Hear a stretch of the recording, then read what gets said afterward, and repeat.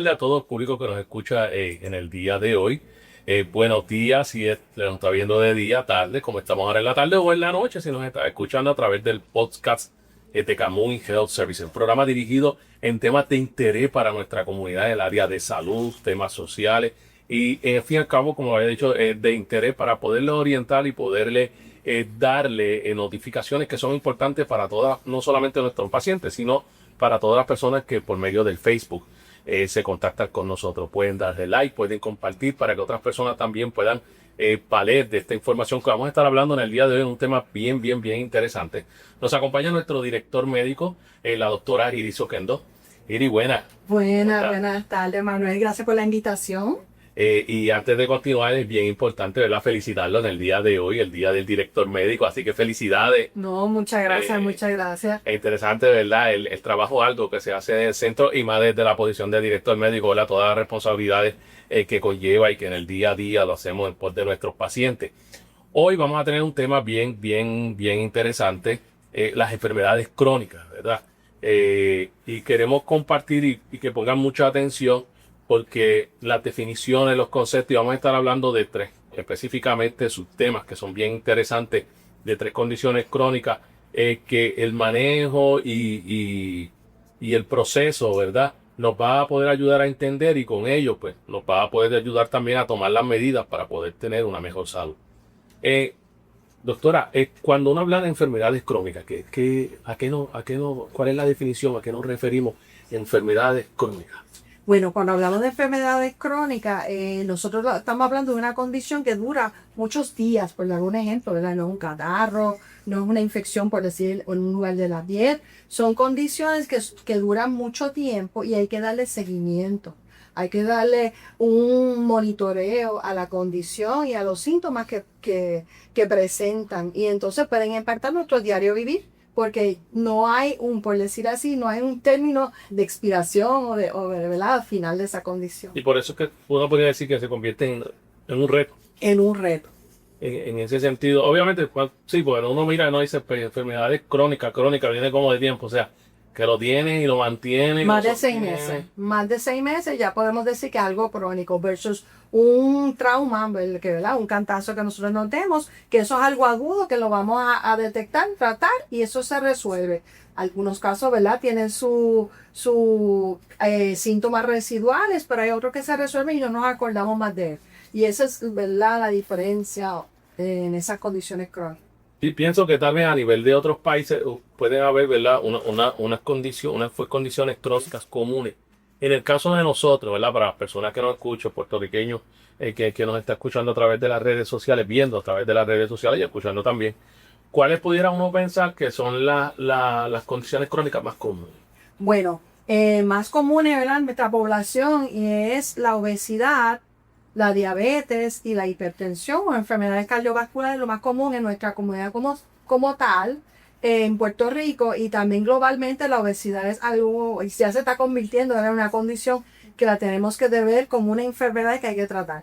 Y que uno pudiera pensar, ¿verdad?, tenemos una línea de preguntas, pero que uno pudiera pensar también que contrario a otros tiempos, cada vez la obesidad se está manifestando más en las diferentes sociedades. Tal vez uno como en los años 50 o 60, si uno veía un video de esto, la ciudad de Times Square, la gente caminando en Nueva York, uno veía a todo el mundo más o menos como en el mismo peso. Si aspiras esa misma imagen en el día de hoy, vas a encontrar entonces con bastantes personas con el índice de masa corporal alto. Sí, acuérdate, también es una respuesta, ¿verdad?, a nuestra evolución por la tecnología. La tecnología nos ha facilitado muchas cosas, la forma en los sistemas de la transportación, ya no caminamos tanto, tenemos otras vías y otros métodos, ¿verdad? Está Uber, hay otras cosas que podemos utilizar, y también nuestra vida, el diario vivir, estamos viviendo bien rápido. Acuérdate de todo, hay un efecto de las generaciones. Generación X, los baby boomers, todas estas cosas que han ido cambiando, y otras generaciones, ¿verdad?, que podemos mencionar, que hemos visto que quieren que las cosas sean rápido. Ya no es como era con los baby boomers, que tenían su paso, su compromiso y hacen las cosas poco a poco. Las generaciones más recientes, ellos quieren todo rápido. Y entonces eso va a nosotros, en vez de yo decir, pues mira, yo camino de aquí a la esquina a la tienda, pero no, vamos a montar el carro para avanzar, pues tengo que hacer otras cositas. Y eso influye en nuestro diario vivir, y a eso que queremos crear conciencia, que entonces esas cosas que dejamos de hacer pudieran ayudarnos a manejar estas condiciones crónicas que van a estar día a día con nosotros. Y que uno pudiera ver, por ejemplo, uno hacer, cuando lo trae, me lleva a la mente el hecho de que yo me acuerdo en mis tiempos uno veía muchos muchachos en bicicleta en la calle. Ya esos muchachos no cogen bicicleta. Entonces, eso pues va creando también ese mismo problema, ese sedentarismo. Está en Xbox. 8 horas sentados en una oficina, llegamos a la casa, comemos, nos sentamos a comer, nos sentamos a ver televisión y terminamos 8 horas. Siempre recuerdo que me decía que el cuerpo tenía que estar como siempre en movimiento de alguna manera porque no vino para quedarse quieto. Y recuerdo como lo había dicho en otra ocasión que hablaba, ¿sabes? Que somos seres en movimiento constante y una vez lo paralizamos, el cuerpo no, como que no responde a eso. Y parte de la evolución no solamente la tecnología, también los estudios científicos, ya se dice, estar 8 horas sentados, nosotros que estamos trabajando, ¿verdad? La parte administrativa es equivalente a estar fumando. Que entonces eso es bien serio porque imagínate, si no, yo no fumo, por dar un ejemplo, yo no fumo, pero estoy 8 horas o a veces, ¿verdad? Más, porque todo depende de la tarea que tengamos ese día encomendado, estamos más horas. Y si nosotros no hacemos ejercicio como rutina o que sea regular, no podemos contrarrestar eso.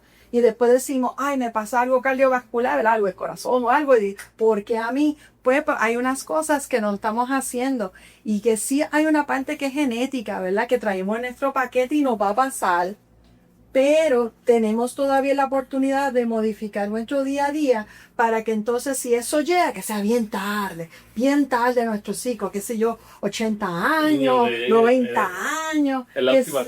Exacto, porque hoy en día, a pesar de verdad, nosotros tenemos otra situación que hay más personas envejecientes, mayores de 70 años, ¿verdad?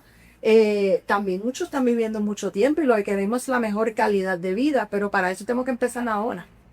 Exactamente, con la cuestión aspecto de la alimentación y como bien dice, hay cosas que no podemos controlar, pero que lo que esté a nuestro alcance, pues entonces lo podamos hacer. Y yo creo que ahí es que como colectivo a nivel social es lo que fallamos, ¿verdad? Y como mensaje, yo digo empezar ahora, pero es ahora el día que tú vayas a ver a tu médico. El día que tú decidas, ¿verdad? Tener esa cita para que te evalúen y vea tu condición en ese momento y puedan entonces determinar qué cosas debemos de hacer. Exacto, porque hay que saber, como dice la radiografía, el mapa, en dónde estamos parados y a dónde podemos ir, que tal vez tampoco lo aconsejable sea, vamos a salir a la calle ahora de momento a poner unos tenis, te tiene ya unas condiciones que no sabe que tenía y ahí entonces se complica un poquito más. No, y hoy en día los ejercicios se pueden modificar de acuerdo a nuestra condición. A lo mejor tú puedes caminar y joggear y yo pues necesito la bicicleta estacionaria o solamente la que utiliza los pies o una elíptica, que eso hoy en día tenemos cosas que podemos ir adaptando y también a los gustos de los pacientes.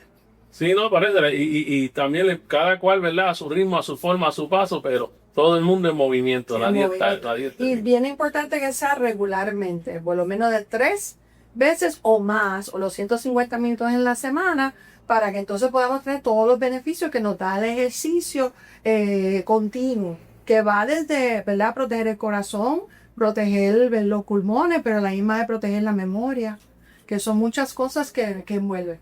Así que tenemos que comenzar, ¿verdad?, a tomar medidas y eso que estamos hablando de este aspecto, no sé, ¿verdad?, el aspecto alimenticio, los alimentos altamente procesados, todas las implicaciones que tienen, que vis a vis cuando antes se alimentaba, pues era más como de la tierra, no había tanto transgenio, tanto de estas cosas que lograban poder trabajar. Hablamos de una de las enfermedades crónicas y estamos hablando de la obesidad. Ahí es un reto difícil para cada puertorriqueño porque aquí, pues, no es que se hace comer. O sea, aquí si salimos un domingo, la gente puede ir a un sitio, pero lo que está pensando es, ¿y después? ¿Dónde vamos a comer? Siempre hay la actividad, pero en la actividad, ¿y qué van a dar de comida? Entonces, uno siempre va pensando que lo primario es la actividad, pero subconscientemente lo primero es que es lo que hay de comer. Yo no voy para allá, la comida que dan allí no me gusta. Así que comenzamos entonces, y sabemos que la dieta Puerto Rico común es toda alta en grasa, carbohidratos, etcétera. ¿Qué es la obesidad? Oye, ¿y cómo se diferencia el sobrepeso? Aquí veo la pregunta y ya de momento yo digo, hasta ahora pensaba que era lo mismo. No, no es lo mismo. Lo que pasa es que la obesidad, cuando vamos a diagnosticar la obesidad, utilizamos el índice de masa corporal, que es un cálculo que me dio los pacientes, un cálculo entre el peso y la estatura. Y ahí nos puede dar uno una cifra que después del 24.9, ya ahí es el peso ideal, de 19 a 24.9. Y ya 25 se considera como sobrepeso. Ya en sobrepeso tenemos que ir vigilando a ese paciente para estar seguro, ¿verdad?, que se pueda ir cuidando y no llegar a obeso. Porque obeso es cuando ya llegamos a un índice de masa corporal de 30. Ya ahí de 30 ya lo consideramos obeso y ya ahí deberíamos intervenir con ese paciente y concientizarlo del ejercicio, de comer más, ¿verdad?, comida más fresca, más natural, menos grasa. El carbohidrato, la situación con el carbohidrato es que si uno ingiere mucho carbohidrato, tiende a almacenar la grasa que come. Y entonces por eso es tan importante nosotros tener un balance, dándole preferencia a la proteína, menos grasa y menos entonces carbohidrato. Pues no pensaréis ese almacenamiento no está mal porque nos piden que ahogemos, pues entonces no tienen nada, ok. Pero no, en ese caso yo no lo aplica. Sí, pero sí, en ese caso, lo que pasa es que la obesidad, aparte de que nosotros tenemos un exceso de peso, y nuestro esqueleto está hecho para cierta cantidad de peso, ¿verdad? Esto es como cuando estábamos hablando de los carros, no es lo mismo, ¿verdad? El motor del Volvo, los camiones Volvo, ¿verdad? Versus, ¿verdad?, carros más pequeños. También tenemos el caso de que cuando aumenta el abdomen, de la circunferencia, pues nos pone más a riesgo otras condiciones. Y eso puede, ¿verdad?, inflamar el páncreas, puede aumentar la incidencia de cáncer, problemas cardiovasculares, porque tenemos, ¿verdad?, esa circunferencia más notable que, ¿verdad?, que una persona que no esté obeso, y por eso nosotros tenemos que estar pendientes a esas condiciones, porque eso también te va a impactar si la persona ya tiene una condición. Si ya es diabético, si ya es hipertenso, pues si es diabético ya la insulina no va a funcionar igual si mi abdomen, exacto, si mi circunferencia es mayor, si estoy más obeso de la cuenta o me tengo más peso, pues entonces eso va a impactar en esa insulina que es importante en nuestra condición de diabetes. Hipertensión lo mismo, ¿verdad? Me va a aumentar el esfuerzo que yo hago, pues entonces mi presión va a estar más alta más tiempo. Y esto sería, ¿verdad?, como la plomería. Mientras más tiempo esas presiones están chocando, ¿verdad?, esa tubería me la va a dañar. Lo mismo nos pasa en nuestro cuerpo. Así que tenemos, como vamos viendo cómo va el funcionamiento. Tengo una pregunta que dice, ¿cuáles son las señales, verdad, o que pueden indicar que una persona está obesa? O sea, no es meramente la observación, hay otros elementos. Bueno, la observación es una, pero también acuérdate, culturalmente nosotros tampoco somos muy delgados y a veces nosotros no nos percatamos y podemos verlo como que algo normal. Porque bueno, decían los bebecitos, los bebés siempre decían qué lindo, que si los cachetes gorditos y todo eso. Pues también culturalmente nosotros a veces a lo mejor no lo detectamos. No lo vemos como un problema, ¿verdad? Y eso pues no solamente el peso, también pudieran detectarlo cuando le duelen las rodillas por aguantar el peso, el dolor de la espalda. Muchos de estos pacientes llegan con las piernas bien hinchadas. Cuando llegan con las piernas bien hinchadas, que uno lo examina y busca factores, no encuentra, ¿verdad?, una razón por ¿verdad? No hay problema en el riñón, por dar un ejemplo, o de las mismas venas, pues puede ser simplemente el sobrepeso, le puede causar esa hinchazón. Así que vamos viendo entonces cómo la persona, ¿verdad?, los indicadores que puede tener para la obesidad. Los riesgos en la salud, aquí estamos hablando en términos de la obesidad, riesgo de la salud. Pero antes de la pregunta, porque me llegó a la mente ahora, recuerdo que siempre cuando antes la obesidad era sinónimo de salud. Sí. Entonces decía, mira, entonces, por eso es que la abuelita te daba comida hasta que colorara, los gorditos y colorados, y te daba comida hasta que por ahí te repetía, y no podías dejar, y te llenaban ese plato, ¿verdad? Que te echaban mucho, y uno decía, otra vez para casa abuela a comer. Y uno se daba ese elemento, tal vez de la manera que se pensaba, porque en Puerto Rico hubo un momento que se pasó mucha necesidad. Entonces los abuelitos pueden decir, tal vez los mandos de antes, pues podía decir, no quiero que pase por eso quiero que te alimentes bien. Y alimentar bien era dar mucho. Los riesgos que puede provocar la obesidad en un ser humano. Porque nosotros podemos ser obesos sin padecerle nada más. Lo que te puede conllevar a tener la presión alta, te puede conllevar entonces desarrollar diabetes porque la insulina no la podemos utilizar, se pone como quien dice más vaga, no está tan eficiente. Y entonces eso pues nos va a provocar que el azúcar se descontrole. Y como le digo ahorita, es que también se ha visto que puede aumentar la predisposición a cáncer. Mientras más obesos somos y más si tenemos ya una condición que hemos pasado, pues estamos más a riesgo a esa situación. Y también, como estábamos hablando ahorita, la parte esqueletal, ¿verdad? Las rodillas, los tobillos, la espalda, también te las puede estar lastimando y eso es lastimarse, esos cambios a nivel de la rodilla muchas veces y afectan el menisco, los cartílagos, ¿verdad? Como yo digo, las piezas pequeñas que tenemos en la rodilla, esos cambios y ese daño es por vida.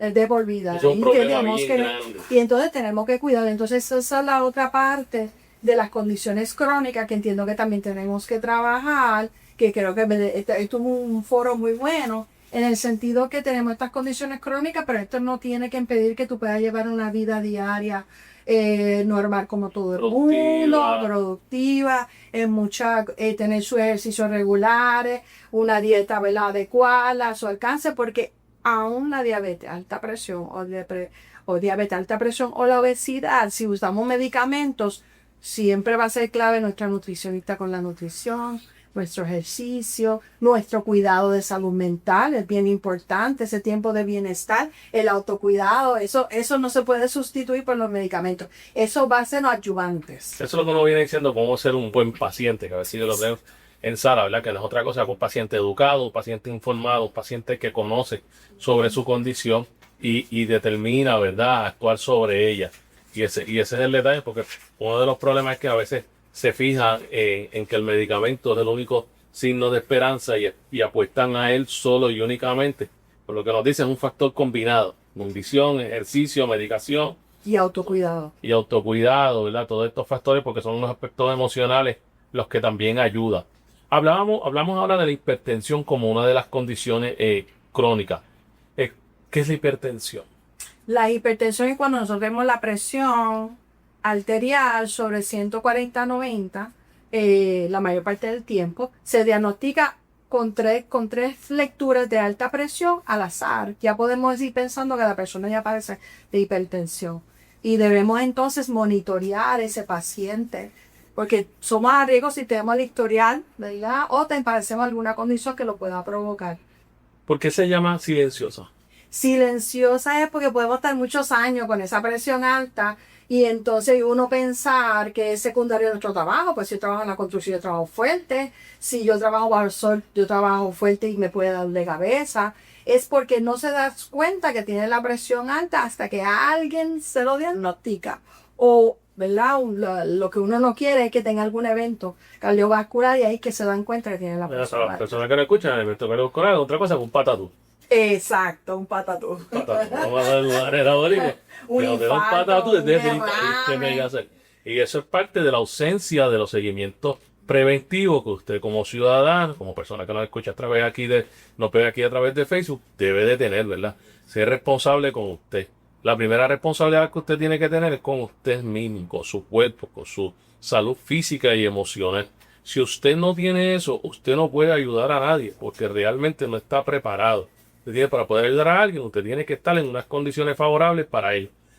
Hablábamos que era silenciosa. Entonces la pregunta viene siendo, ¿cómo yo lo sé sin esperar que me dé un patatú? Bueno, en ese caso, porque quiero hacer un paréntesis, el cuerpo humano es como la computadora, es algo bien bien y cuando se siente mal también él compensa y se da su autocuidado también. En cuanto a nosotros darnos cuenta, podemos dar cuenta si escuchamos nuestro cuerpo. Ay, me está dando mucho dolor de cabeza, o mira, cuando como algo salado, me siento como mal, tengo mareo, fui al médico, me dijeron que la visión está bien, pues ya pues tengo que estar pensando en otras cosas, si me chequeé los ojos está bien. Y más fácil, cuando uno va a verse con el médico de rutina, cuando no tiene ningún problema. Porque lo ideal es uno siempre ir, aunque sea una vez al año, y ahí determinan si no tenemos nada que seguir muy agudo, pues se pueden verse 2 veces al año o una vez al año. ¿Cuán recomendable pudiera ser que en cada casa todas las personas tuvieran Scientific Nanomanómetro, una maquinita de presión. Ay, qué depresión. Sí, porque es más fácil decirlo. Y un oxímetro, porque a veces me dicen a mí, mira, no confío mucho por la calibración y eso, pero podría darnos un por lo menos. Un margen de Hall, aceptando un margen de Hall. Siempre como quiera, yo recomendaría que siempre haga su visita a su médico, porque tienen que entonces también recibir una orientación de cómo tomarse esas presiones. Los cardiólogos no les gusta mucho esa maquinita, pero si orientamos bien al paciente, y siempre utilizamos, ¿verdad?, el mismo equipo para tomarse las presiones, se puede, ¿verdad?, utilizar esa lectura para el cardiólogo, para su médico de cabecera, puede dar una idea, una base de lo que está pasando, pero siempre debemos de partir del médico de cabecera o el primario que tenga en ese momento para que lo pueda guiar, porque por ejemplo yo no puedo tener las piernas cruzadas cuando yo me hago eso, no puedo estar hablando. ¿Ok? Debo haber tenido un descanso antes. O sea, hay unos parámetros que tenemos que cumplir para que esa lectura sea lo más fiel posible en ese momento. O sea, que debe ser o en la mañana, ¿verdad? Cuando uno se está levantando de la cama, no, si usted cogió, qué sé yo, 2, 3 millas, se toma la presión, pues obviamente va a estar alta. Y es normal. Y eso está normal. Porque el cuerpo estuvo en ese ejercicio y siempre me habían dicho, me corrige, doctora, si me equivoco, que cuando se tome la presión con estas máquinas, pues ahí no. Tenle como unos ranquitos más para arriba, otros más para abajo. Sí, hay un error. Para si sale dispara, pues, aunque sea una maquinita de juguete como uno dice, vaya a nuestro centro, a un centro cercano, para que verifique con unas máquinas ya debidamente certificadas y calibradas, que esas le va a fallar. Esas ya están ya seteadas para eso. Una última de enfermedades de las crónicas, yo diría de la más temida, y por herencia y demás, la diabetes. ¿Cuáles son las diabetes y cuáles son los tipos más comunes? ¿Qué es la diabetes? Bueno, Manuel, en cuanto a la diabetes, hay varios tipos de diabetes, pero la más común es aquí en Puerto Rico, ¿verdad? La más que trabajamos, diabetes tipo 1 y diabetes tipo 2. Básicamente, las dos, ¿verdad?, tienen que ver con la insulina. La insulina es una hormona o como digo, un mensajero que trabaja a nivel del páncreas para nosotros poder manejar el azúcar que ingerimos o que se encuentra en el cuerpo, para que no se nos quede en el área de la sangre y esté corriendo por esa tubería, porque eso es un factor que también nos va a afectar a esa tubería de nuestro cuerpo, tener esa azúcar, pues sería como una piedrita que tendríamos en la sangre corriendo. Cuando hablamos de diabetes tipo 1, esos usualmente son en los niños o los adolescentes y ellos no producen prácticamente insulina. Y por eso que entonces nosotros ahí pues tenemos que entonces darle la insulina, ya sea inyectada, que ahora viene enasada, viene en diferentes formas, pero a ellos sí hay que reponerle esa insulina. Que no la produce. No la produce. En la mayor parte de casos no la producen. Y entonces en la diabetes tipo 2, eso ya se diagnostica, pues ya está más en la adultez. Y en ese caso es o que tienen poquita insulina que está funcionando, ¿verdad?, de que la mayor parte no sea eficiente en poder manejar ese azúcar. Y entonces ahí es que nosotros pues, le damos medicamentos para ayudar a que ese páncreas, de donde sale la insulina, pueda trabajar y manejarnos ese azúcar. Que entonces ahí empieza con los medicamentos, que puede ser pastillas, para poder hacer más eficiente el trabajo de ese páncreas para manejar ese azúcar. Eso básicamente son las más que trabajamos. Si hay una diabetes que, ¿verdad?, desarrollamos en la embarazada y diferentes tipos, pero estas son las más comunes. O sea, en la 1 no hay insulina. Y en la 2 lo que hay es una pobre producción. Puede haber pobre producción o la que se produce no es tan eficiente. Ok, nosotros llamamos como un boost. Exactamente. Pues, perfecto. ¿Y cómo se diagnostica? En la diabetes, usualmente lo que hacemos son pruebas de sangre. Si tenemos una muestra en ayuna donde el azúcar está en 126 o más, ¿verdad?, un azúcar en ayuna, pues ya podemos sospechar que ya tiene diabetes. ¿No requiere una segunda prueba de confirmación? Podemos hacer la hemoglobina glicosilada, que también, como le digo a los pacientes, es una prueba donde vemos el promedio del azúcar en los últimos 3 meses. También podemos determinar, después que tenga 6.2 o más, podemos pensar que también es diabético. Si tuviéramos un azúcar que va a ponerle llegar a la emergencia porque estoy mareado, con dolor de cabeza o con náusea, y chequeo el azúcar, ¿verdad?, con un dextro, así manual, y tengo 300, pues ya soy diabético de entrada. Pues cada escenario, ¿verdad?, dependiendo de las condiciones que me llega mi paciente, nosotros vamos a tomar la decisión para determinar. Por eso es tan importante ese seguimiento. O sea que en niveles ya altos, así de 300, mi hermano, usted no tiene que buscar un hacedor de opinión, ya ahí usted está fichado con la diabetes y trabajar con ello, ¿verdad? Porque es una condición permanente. Por eso está también la parte que la prediabetes, ¿verdad? Esa época que puedo tener no 126, un poquito por debajo. Y si hago mis cambios de hábito, de hacer ejercicio, las dietas, nosotros podemos revertir. Podemos revertir y controlar ese azúcar. Y si se desarrollara, fuera bien tarde, ¿verdad? En nuestro ciclo de vida. ¿Cuánta injerencia tiene la herencia en la diabetes? O sea, puede existir un ser humano que por más ejercicio, por mejor alimentación, si genéticamente está, genéticamente va a llegar. Bueno, no necesariamente, eso es algo multifactorial. Hay muchas cosas que pueden tomar, ¿verdad? Pueden intervenir. Puede ser de que si tienes la herencia de la diabetes, puede ser que tú hagas tus ejercicios y hagas tu dieta y aún así lo desarrollas. Como puede ser que tú lo hagas tus ejercicios y no lo desarrollas. Hay personas que la pueden desarrollar y estar hasta los 80 años en una pastillita. Que esa es otra preocupación que las personas tienen, que todo el mundo piensa que porque tiene diabetes va a tener insulina, inyección y todo eso. Ya eso no es así, ya hay otros métodos. Y también el estilo de vida es algo que tiene que ir con el tratamiento y eso nos puede ayudar a veces a que esos tratamientos no tengan que ser tan agresivos. Hay elementos, muchas cosas que están en nuestras manos y que por alguna razón, tal vez el estilo de vida que llevamos como que ignoramos. Muchas veces, no, yo no tengo tiempo para hacer ejercicio. Eso sabemos que es una de esto de voluntad. Sí sabemos que puede ser difícil hacer ejercicio, pero no hay ningún elemento. Tal vez en la misma casa. Yo recuerdo en una égida que estuve y un señor a los adultos mayores le decía, usted lo que puede dejar son 2 potes de habichuela y moviera los brazos, el movimiento y demás. Así que es bien, salvo circunstancias extremadamente extraordinarias, yo creo que no se recomienda hacer. No, inclusive el ejercicio es simplemente levantar el brazo 5 veces.